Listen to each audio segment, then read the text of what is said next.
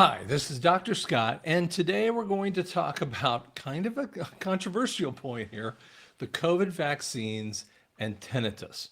So I want to first show you of a really good video done by Dr. Cliff and his other audiologist, And in today's video, I'm going to be Rachel Cook. So, she does an excellent job at explaining some of this. She talks about, I think she's a younger audiologist. She looks younger. That's great. But what she's talking about is before she worked for Dr. Cliff, she worked in an ear, nose, and throat clinic. And we're going to talk a little bit about the sudden sensorineural hearing loss. So I've cut some of this stuff out because there was too much stuff in there. And we're going to show a whole bunch of videos and some of the conversations around that. So let's get into that a little bit. answering the question, did COVID cause your hearing loss? Coming up. We can all recall the impact that COVID had from the start of 2020 and over the following years. Researchers estimate that nearly 775 million people across the world had COVID infections at some point, with nearly 7 million deaths attributed to it. Okay, so number one, the conversation that no one wants to have is if we had 775,000 or million COVID cases and we had 7 million deaths. I mean, first off, that's a 1% ratio, if less than a 1% ratio, number one, which actually breaks some of the conversations they had at the very beginning. It was like 2.5 to 5% death ratio, number one. Number two, we have this conversation that in 2020 and 2021, influenza, just basic flu, went down to zero because what they did is they took the flu cases and called them COVID. COVID is a SARS-2 infection. It's basically a virus, okay? And we will talk a little bit more about that. But that's one of the difficulties that we find in the conversation that we have when it looks at the research with that. Sorry, let me bring Most back people, life has largely returned back to normal over the last few years, but COVID still remains, especially for those who not only experienced the severe acute respiratory syndrome, but who also experienced the post-infection symptoms known as long COVID. We already have several research studies to suggest that for some people, the symptoms of long COVID impact various organ systems, such as the cardiovascular, gastrointestinal, pulmonary, renal, and neural systems. But over the last few years, researchers have noticed a disturbing trend that links COVID to hearing loss, as well as sudden sensorineural hearing loss. As the name suggests, sudden sensorineural hearing loss is the rapid development of significant hearing loss, typically in one ear. Okay, so let me pause her there. We're going to bring back up that in a second. But what I want to show you first is a little bit about what she's talking about here. So I'm going to bring this up on the screen. It takes me a second here to bring it. And you always have to flip over to the right area where they have that. Okay. What she's talking about is sudden sensorineural hearing loss following vaccine. I mean, here's a point of vaccination against, COVID. That's why I'm trying to say what we're hearing, what we think we are hearing is it a possibility of that question? Now, what they will try to tell you over and again is that, for instance, there wasn't any big difference. That's what this basic study says. So I look up more things about sudden sensorineural hearing loss. What that means is not when you have an ear infection. That is a inner ear hearing loss that is permanent kind of damage, okay?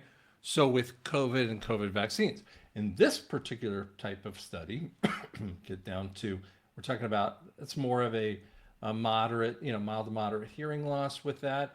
And basically in the conclusions, suggest a possible association with COVID and sensorineural hearing loss. More research is needed. Like I go, wait a second, if more research is needed, how come you haven't done it? Because if you've had that many cases, you have plenty of opportunity to have accomplished that. Then we have this conversation of links between COVID shots and tinnitus. Now, we'll hit that one in a minute, but let's bring her back up so that you can see what she says a little bit more about this. Symptom is often accompanied by tinnitus, a ringing or buzzing sound, as well as hypersensitivity to sound, and in some cases, vertigo. This became particularly alarming when this previously rare condition started increasing significantly during the COVID-19 pandemic and beyond. Okay, so first off, if we talk about what tinnitus is ringing in the ears or some type of annoying sound that happens. And we're not talking about the instantaneous level of that. We're talking about the type of ringing in your ears that is very constant and all the time for the most part. There are people who have intermittent tinnitus. But what we're really getting after are the people who have it all the time. Now, imagine if you had just use something off the cuff here, a barking dog every second in your ears. Now, it could be a slow barking dog or a loud barking dog with that too.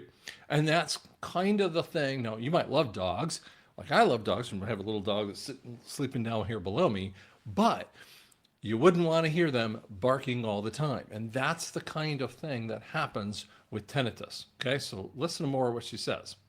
In my own personal experience working at an ENT clinic during 2021 and 2022, I probably saw almost one case of sudden sensorineural hearing loss a day. And this took me by surprise when my schooling suggested that this condition was so rare that I'd be seeing it maybe once a month or so. The ENT physicians that I worked with were also floored at the rise in sudden hearing loss, going from nearly a few cases a month to a few cases a week, pretty much overnight. And while sudden hearing loss can happen to anybody, young adults between the age of 20 to 40 seemed to be the group that was most affected. Over the past few years, and even with the reduced rates of severe infections, the connection between COVID and sudden hearing loss hasn't seemed to reduce at all. Okay, so what she's getting after here, if we haven't had a reduction of sudden hearing loss and we have more and more of it, then why aren't we looking? We're looking only at the infection itself. Now, if the infection, listen, there's a conversation when we talk about vaccines. Vaccines have always been a controversial topic, okay? As someone who's been around vaccines, I was vaccinated when I was a kid. But as soon as 2020 comes around, I go, hold on a second. Like, what's going on here? Now, remember, COVID comes on in March-ish, February of 2020. The vaccines don't actually jump up as a possibility until around 21, okay?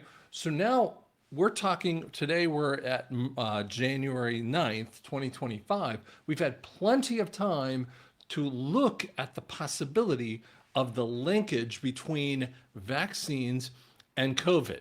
And we cannot say that you can't delete out one particular part of vaccines and not say that and say it's only related to COVID. Because what happens in that same kind of set of studies, people are even talking about the wild, crazy points that come on with ringing in the ears. American Tinnitus Association is asking the question.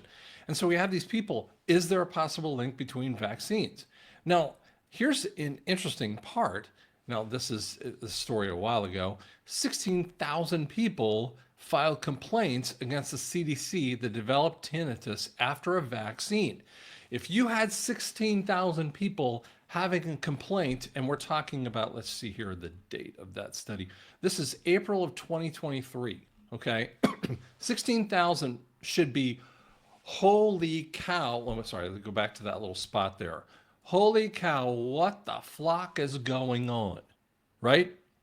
And yet, here's what they say. After internal reviews, CDC didn't find any linkage between vaccines and tinnitus.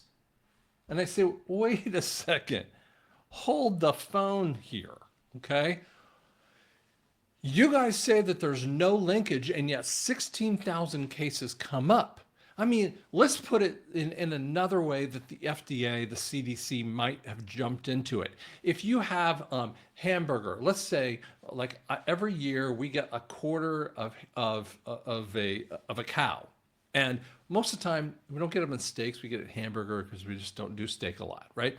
So we'll get the little the hamburger in that thing. But let's just say you had steak, and if they found a particular farm, excuse me, that caused a problem, they'd be like, hold the phone, and they'd be freaking out because they saw 2 cases of XYZ, right? 8 cases of XYZ. And I go, wait a second, you have 16,000 potential links of this in an incredibly short period of time. Whether you're talking about, and of that study was in April of 23, and the COVID vaccines started with the 2 vaccines and then the booster shots. The 2 vaccines happened somewhere in 2021. I don't remember the exact date, but it doesn't really matter. So you have at least about 2 years of vaccines going on, and you have 16,000 cases. And you go, tell me that there's not a link. And here's the problem that I see in here. Let's bring up another statistic that should floor you. According to data, 10 million people who used the vaccine safe, 3.3 million were potentially hurt. 6.4 million health impacts were coming. They were unable to attend school, work, normal activities, go to the doctor. It took 463 days and 2 lawsuits for the CDC to turn over the data to this particular gentleman on this conversation. 7.7% of those 10 million people sought medical care after a vaccination.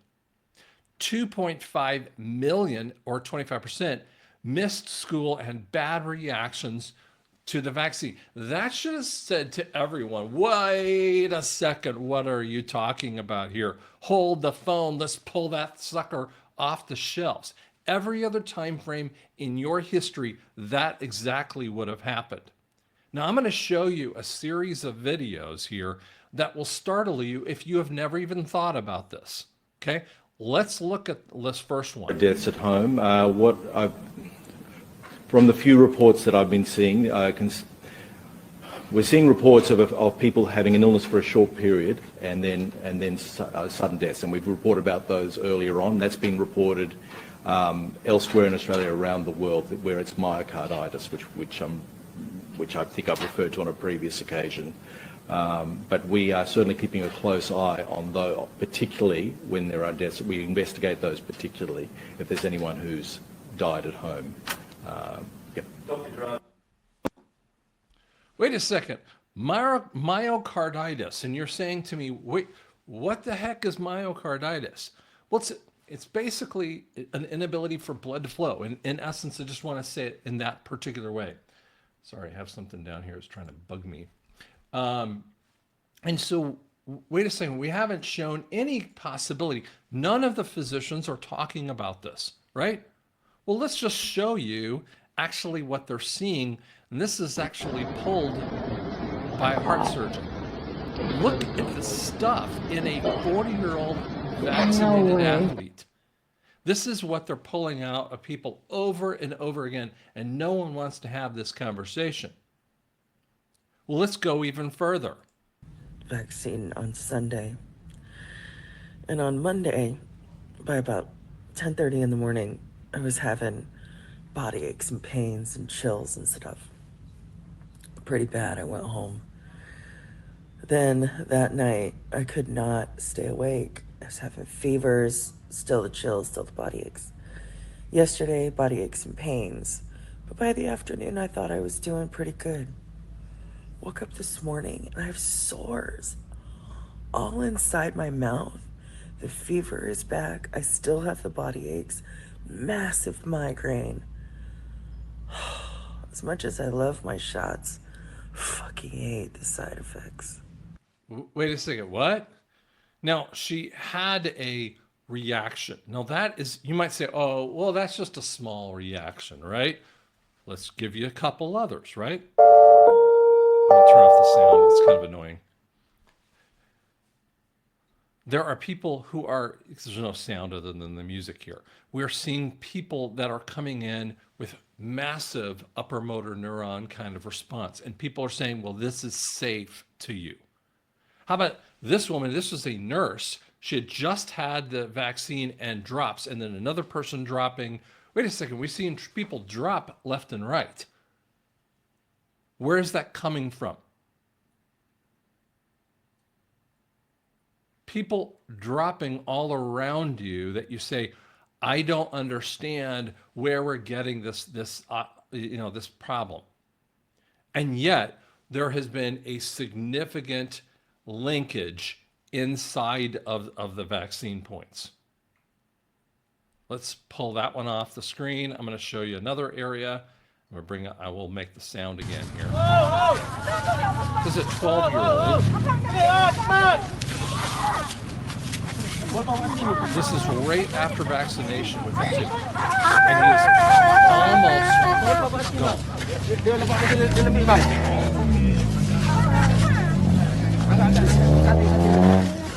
You might say, well, that's just a little tiny thing. That can't be, what everyone's going through. You want to bet? Let's put this one up here. Because I'm vulnerable and my doctor told me to. I got the vaccine to do the right thing. I got the vaccine to make sure that my dad wouldn't get sick. I got the COVID vaccine because my husband kept getting exposed to COVID at work. I got the vaccine to protect my health. I got the vaccine to protect my friends, my family, and my patients. I received the vaccine to help protect my patients. I got the vaccine to be able to travel. I got the vaccine to protect my dad and my husband. I got my vaccine. Do you notice how many people have gotten the vaccine because of other reasons, right? Now, watch what the response is afterward. Because I wanted to help protect people and I wanted life to go back to normal. But now I'm injured. And then after I was sick, I was told I don't know what to do by doctors. My physician told me the vaccine couldn't do this to me and that I was healthy. My doctor said the second jab could kill me, but he later tried to blame something else. My doctor said that my symptoms could not have come from the vaccine. My doctor doesn't know what to do. My doctor said it's kind of like we're all guinea pigs because this is all so new. We don't really know how to deal with these reactions that we're seeing. I've been told not to share my story because it scares people. I have been told that I should have known better than to get the vaccine, or I told you not to get the vaccine. My friends tell me I got mine and I'm just fine. I've had many people tell me that my injury is not from the vaccine. My family told me that I was just stressed and anxious. I had a friend tell me, well, I guess you're just one of the unlucky ones because I was fine. Someone close to me told me that I should be silent for the greater good. I have been bullied. I've had death threats. I've been made fun of. I have been injured now for 10 months. 5 months. For 6 months. 11 months. 11 months. 11 months. 11 months. 12 months. 13 months. Nearly 4 months now. For 7 months. For 12 months. 13 months. I've now been injured for 13 months. No one knows how to help us. No one wants to believe us. No one knows how to help. Nobody is researching this and nobody wants to hear about it. No one is able to give me answers or solutions. I want to listen to the fact that my injuries are from the vaccine. No one knows how to help. Nobody wants to help. No one wants to face the reality that this is really happening. No one is researching this. No one is doing any extra work to try to figure this out. I feel totally on my own. I've been banned on social media for spreading misinformation. I'm not misinformation. I tried to share my experience and I got warnings for spreading misinformation. And TikTok took down my whole story, saying that it was in violation of their rules for just saying what happened to me. When I posted about my injury on social media, I got banned from certain features on the app. Because our stories are labeled as misinformation. My story is not misinformation. My support group is being silenced and threatened to be shut down. I shared my experience on social media, and I was warned that it violated community standards and that I would be blocked. My personal story is real. I'm not misinformation. My doctor reported my injury to VAERS 5 months ago, but I still haven't heard back. I reported it to the yellow card scheme and my doctor and never heard back. 8 doctors refused to report my injury to VAERS. My side effects were reported to VAERS. I have not heard anything from anyone. I reported my injury to VAERS. They put it in incorrectly and refused to correct it. They don't respond. They just left me out here with no direction, nowhere to go. There's no response. All I get from VAERS and CDC is silence.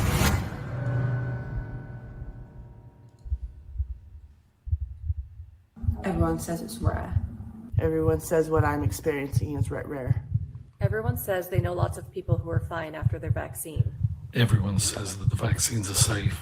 Everyone says that the side effects from the vaccine are minor and only last for a few days. Everyone says the vaccines are safe and effective. Everyone says, I know lots of people who have had it and they're fine. But what everyone says does not change our reality and does not help us. We are not here to debate the vaccine program. Stop labeling us. We're from all walks of life, just like you. I'm a mother. I'm a friend. I'm a human being. We did our part. We have been abandoned. And the point is, this is just getting, sicker and sicker every single time I turn around. Then we come up with this. I'll show you this particular one. This is from VAERS itself. And, they'll tell you about different areas, that you can report to this. And so we have potential, even from a government website, cases of myocarditis, pericarditis issues. Now, let me ask you a question. If you have myocarditis, could you have ringing in the ears? Absolutely. Could it have affected our hearing? Absolutely. Let me give you another particular site, a conversation that someone brought up here. This is one of the most amazing ones that I've Kind of hard to make because as I'm watching myself, I see what I'm going to say. So first off, let me explain what's happening on this kind of person. If you look at her left side of her face, let's see here, am I doing this correctly? Yeah, left side of her face, it looks normal. Her right, or looks stunted, excuse me. The right side of her face moves up and down. So we have what's called a unilateral weakness. Now, anyone who studied anything on medical issues knows, wait a second, you just had a stroke. And we have seen numerous cases of this. There's a comedian called Jimmy Dore who has reported this same kind of issue. Now, listen to this woman. She's going, listen, she is an actor. Listen to what she says about it. Which is, I have been diagnosed with Bell's palsy, which is paralysis on one side of the face. For me, it's this side here, the left, obviously. So I got it about 2 weeks after getting my vaccine. And I had a rough go with the vaccine, and I guess still am. But I have to say that I would do it again because it's what we have to do to see people. So, I don't know why I'm making this video, but here's my worst smile.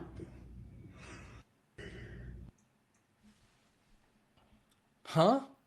She'd do it again?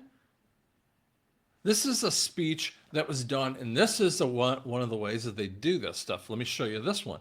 Fascinating kind of statement that she's made out here. This is a teacher. Schools. I'm going to give a medical exemption. I'm sorry? You have a medical exemption for I do. newborns? Okay. You've been cleared by staff? Well, wait a second. Now we're asking, she hadn't even had a statement, and the school board goes, do you have a medical exemption? Now watch what she says. This is a powerful statement. Can someone? Yes, I have. Can I have my full minute, please? You may. Thank you. I'm waiting for staff to give me a thumbs up that the medical.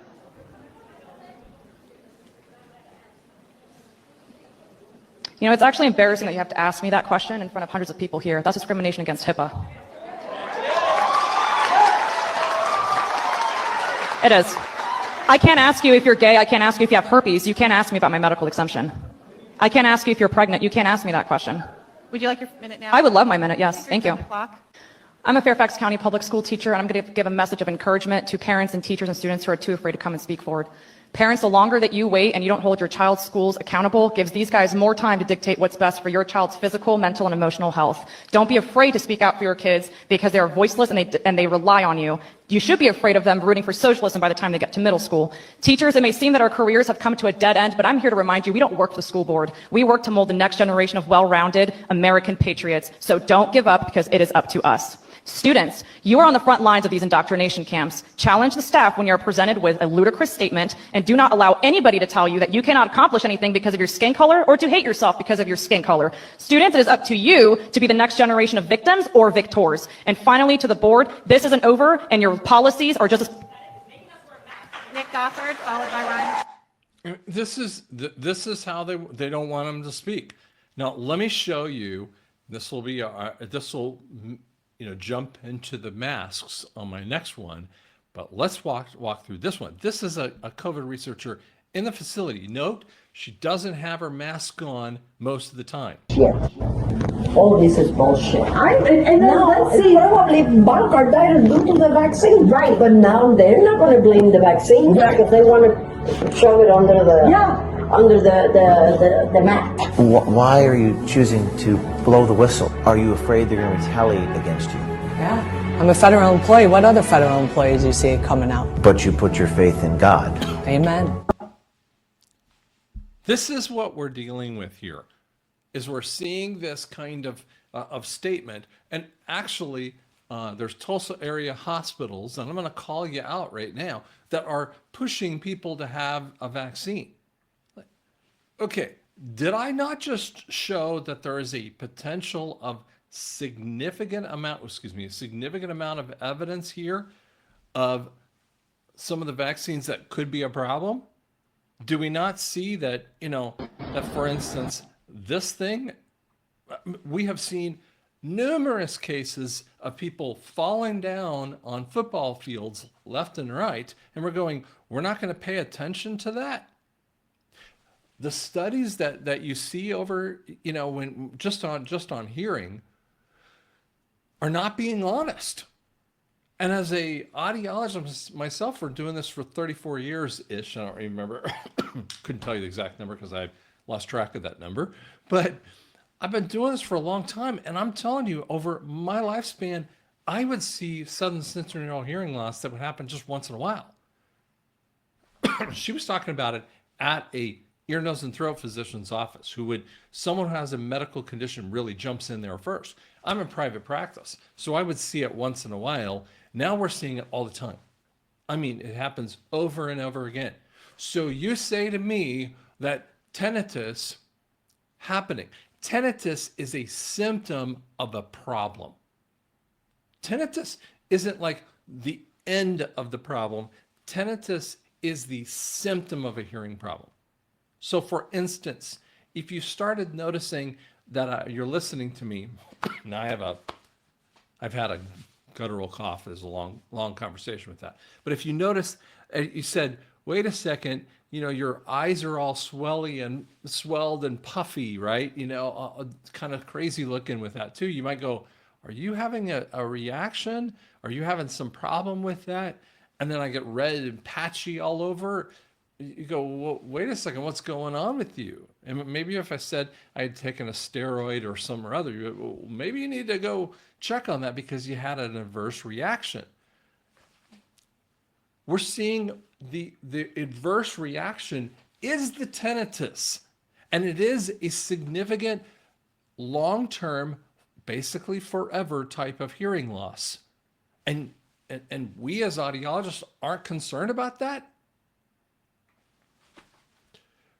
That one teacher said to us a really interesting point. You can't ask me from HIPAA policies whether I have had something. Now, I have had, I mean, and I'm not going to get into this, but there was a buying group, audiology buying group, who would push the snot out of me to tell me that I had to tell my staff members to have a vaccine. And I said, listen, I can't even ask them if they have toe fungus. It's not my business. And I even used it as a more dramatic statement. I said, listen, if this was a sexually transmitted disease, it would never be my place. You would say, Scott, you are not allowed to have that conversation with your people, because now you're talking about, you know, their sexual situations, right? You say, wait a second. And I'd be like, holy cow, I don't want to have this conversation. I don't want to hear about this stuff, right? And we never did that when it came to AIDS, unless someone was like, had blood transfusion or blood kind of usage with that. But we had this unique illness that comes out, and with a vaccine that comes out with less than a year of research, and yet we go, it can't be a problem. We can't see this issue.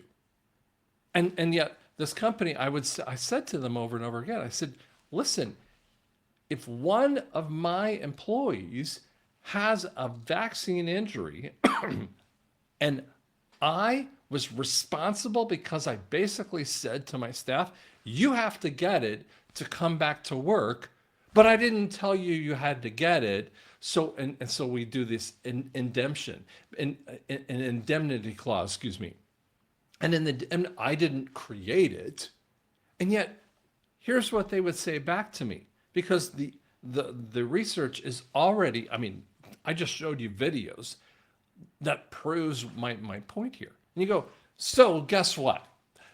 I'm not responsible? Oh, hell yes, I'd be responsible in that way.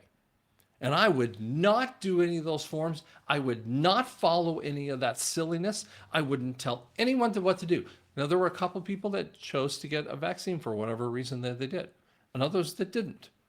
Now, they knew my own personal feelings. I wasn't going to do that. But you have the choice to do anything you want to in your life. But guess what? If you make a choice, for instance, I have had a torn ACL. There were choices that I could have done what's called an allograft or an autograft. Long story, but each one of them have potentials. An autograft actually cuts into the knee a lot more, and that was more difficult for me in the recovery process with that too. But it was my choice after a level of informed choices. Now, obviously, sometimes that's why we have medical malpractice and all these other issues. But if you are pushing people to get something that is frankly experimental, you're involved with that. And as a business owner, I said, oh, I am not doing that. But I kept watching how patient after patient after patient would walk into my door, and the staff members and I would go, listen, we got to investigate this conversation over and over again. Now, I haven't brought it up here on this particular channel. I'm bringing it up, and I'm telling all of the audiologists out there in the world, you need to be standing up and saying, wait a second, we need to do real research. We need to look into this possibility. And frankly, it should have been pulled off the shelf a long time ago. There's coming a point in time when you're going to realize the agenda that they have had over us, the three-letter agencies have had over you. And that agenda is for you to shut up and not say anything about this. This is a cancerous sickness that we have to drill down in. And people have to start taking personal responsibility if they had the vaccine. And yet, those companies are going to have that same conversation back to them. You told me that I had to have this to come back to work. And did you know that there are government agencies and other agencies who are now getting lawsuits, and millions of dollars of lawsuits are getting judged against that company for pushing them to get a vaccine and they had an injury based upon this. Hey, listen, Tulsa area hospitals, and I can say this around the world, if you're a hospital, you know exactly what I'm talking about because it's actually happened. So I would ask you as a hospital administrator or anyone therein, why are you putting yourself in the shotgun blast area, the radius? Why would you do that? Why wouldn't you duck out of the way and say, I'm not going to be a part of this. You guys do whatever you want to do, but I'm not going to be a part of this.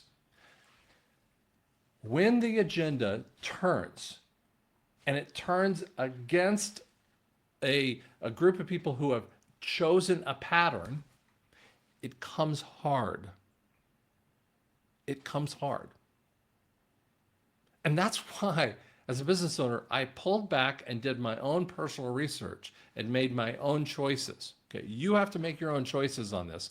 But I'm telling you right now, 1,000% hearing loss, tinnitus is coming and has come because not just of COVID issues. Yes, they will admit that, but because of the vaccine. Guys, buck up because the truth is coming.